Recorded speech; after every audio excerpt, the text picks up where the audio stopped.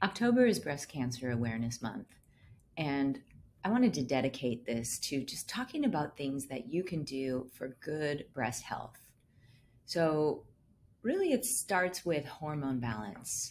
So, very many women have what's called syndrome of estrogen dominance, where they have too much estrogen relative to progesterone. And this is not good for your breast tissue.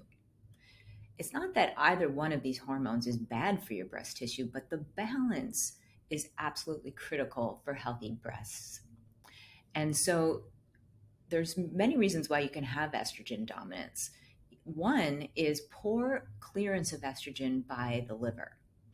And so there's things you can do about that. You can of course have a cleaner, healthier lifestyle where you're taxing your liver less.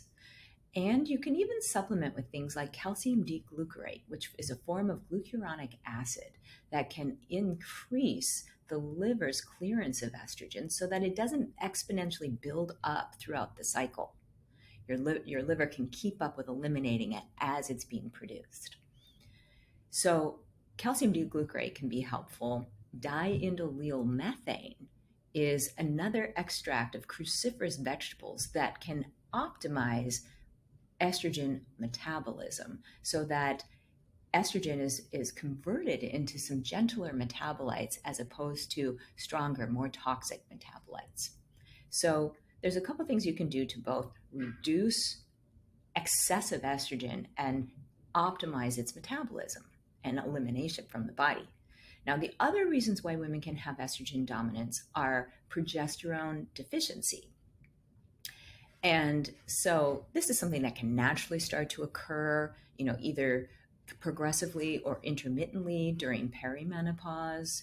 And certainly there's some herbs that can help this, like chasteberry.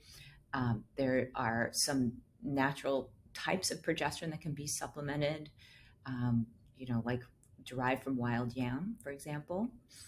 And so you can do things to bring up the progesterone. But I would say that one of the most common reasons why a younger woman would have insufficient progesterone is actually because she has adrenal fatigue.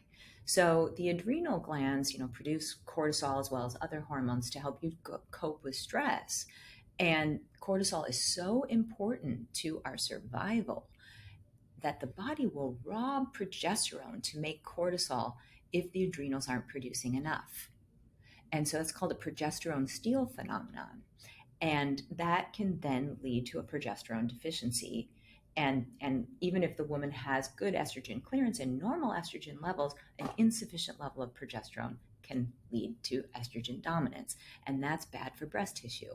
So having healthy adrenals, and if you're in perimenopause, and you need actually a little more support, consider supplementing with chasteberry or even some natural progesterone that can optimize the balance of estrogen and progesterone, which is going to be good for breast health.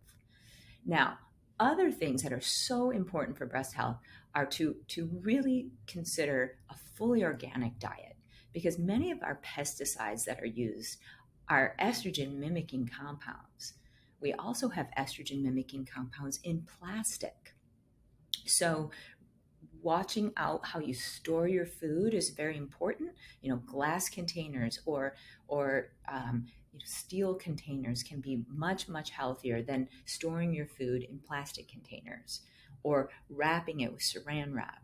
You've just got to be very careful. Even putting your vegetables in certain types of plastic bags that can also leach plastic into your system. Heating something and then putting it in a plastic container and then drinking it, that's not good for you either. So reducing your exposure to estrogen mimicking compounds in environmental toxins is absolutely critical.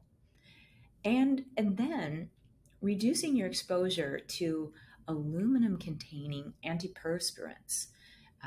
We're naturally supposed to sweat, and this is how we eliminate toxins from our body.